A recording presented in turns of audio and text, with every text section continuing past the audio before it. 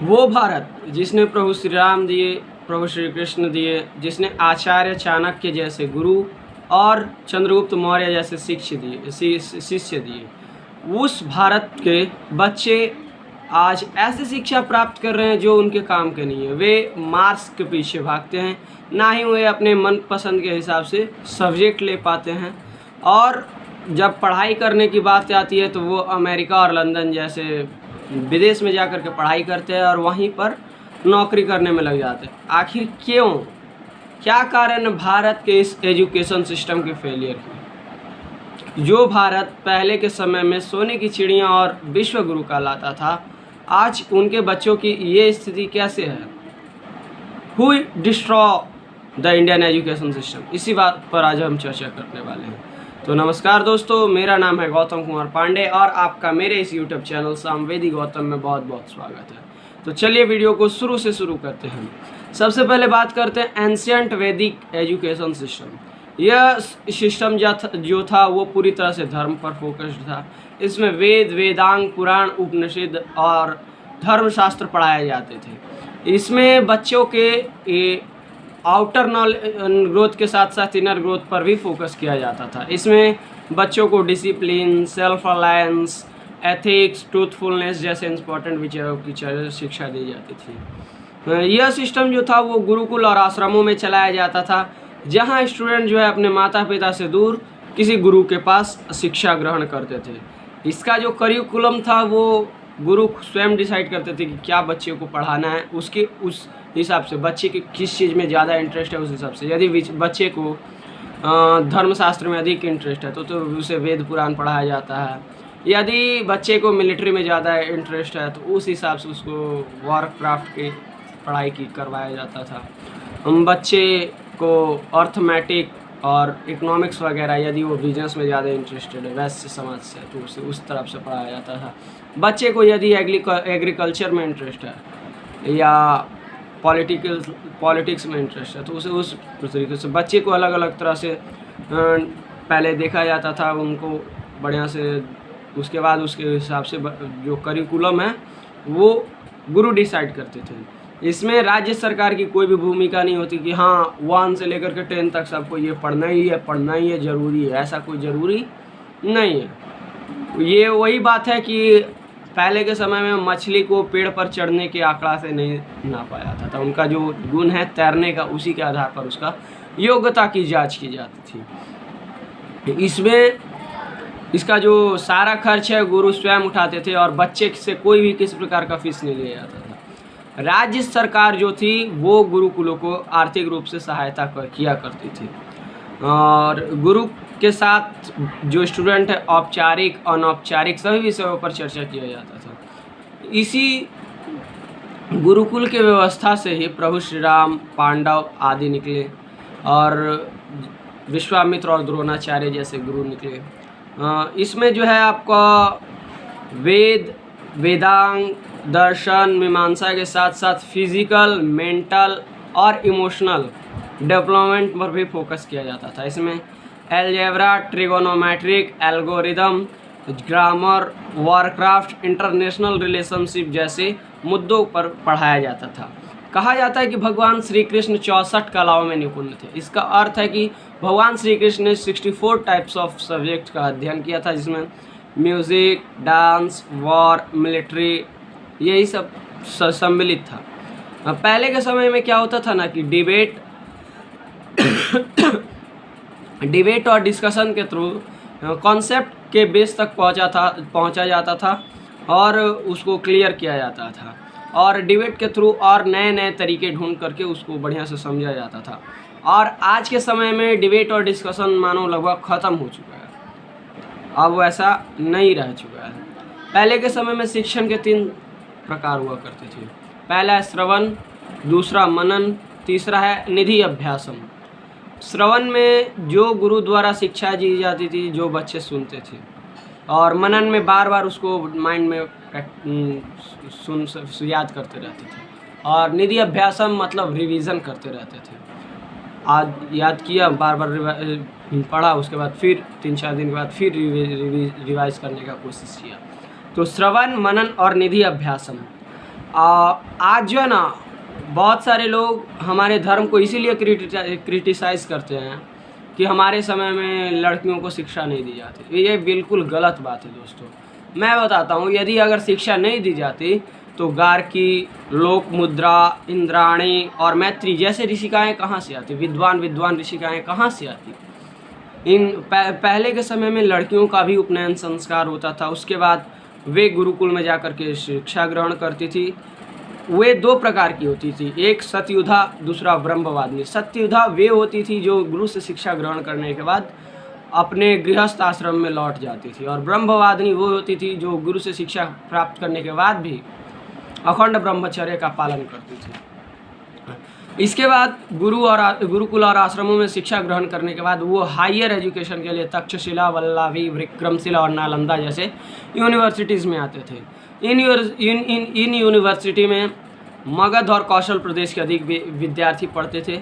उसके हाँ, और नालंदा यूनिवर्सिटी की बात की जाए तो इसमें तो चाइना, जापान, कंबोडिया, वियतनाम, बुखारा आदि जैसे देशों से भी विद्यार्थी आकर के अध्ययन किया करते थे।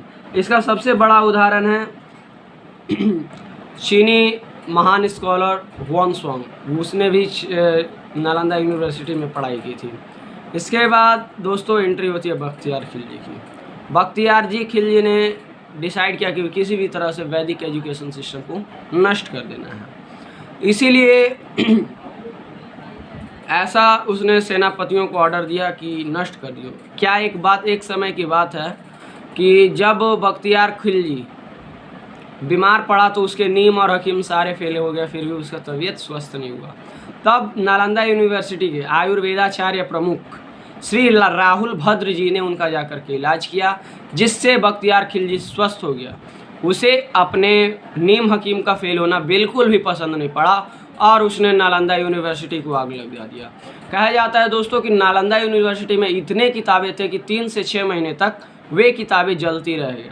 हमारे इतिहास को हमारे सामने जला दिया गया। लेकिन क्या फ़र्क पड़ता है, उससे क्या होता है?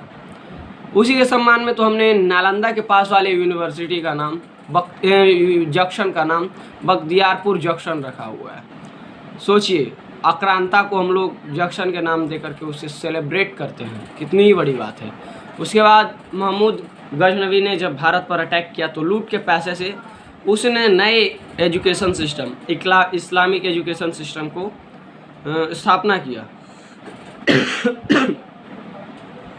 उसके बाद जिस तरह से आश्रम और गुरुकुल हुआ करते थे, उसी प्रकार से मकतब और मदरसा में इस्लामिक एजुकेशन सिस्टम को चालू किया गया। इसमें कुरान, हदीस और द ट्रेडिशन ऑफ प्रॉफिट को पढ़ाना अनिवार्य कर दिया गया। स्वतंत्रता सेनानी जे सरकार अपने पुस्तक एनकाउंटर ऑफ औरंगजेब में जिक्र किया है कि बाकायदा औरंगजेब ने अपने गवर्नर को आदेश दिया था कि जितने भी हिंदू स्कूल्स और हिंदू टेम्पल्स हैं उन सबको डिस्ट्रॉय कर दिया जाए। इस बात के प्रॉपर एविडेंस है। फिर जो भी हो, मुग़ल और इस्लामिक ट्रेजेडी को हिंदुइज़्म झेल गया। उसके बाद धीरे धीरे जब अंग्रेज व्यापार करने के लिए भारत में आए, उसके बाद धीरे धीरे जब वो पॉलिसिंग मेकिंग में बन गया तो उन्होंने डिसीज़न किया कि हिंदू गुरुकुल्स को नष्ट कर देना, क्योंकि वे जानते थे लड़ाई के थ्रू इंडियन को हराया जा सकता है, लेकिन ज्ञान के थ्रू इंडियन को कभी नहीं हराया जा सकता है। इसीलिए जब वे पॉलिसी मेकिंग में आए तो सबसे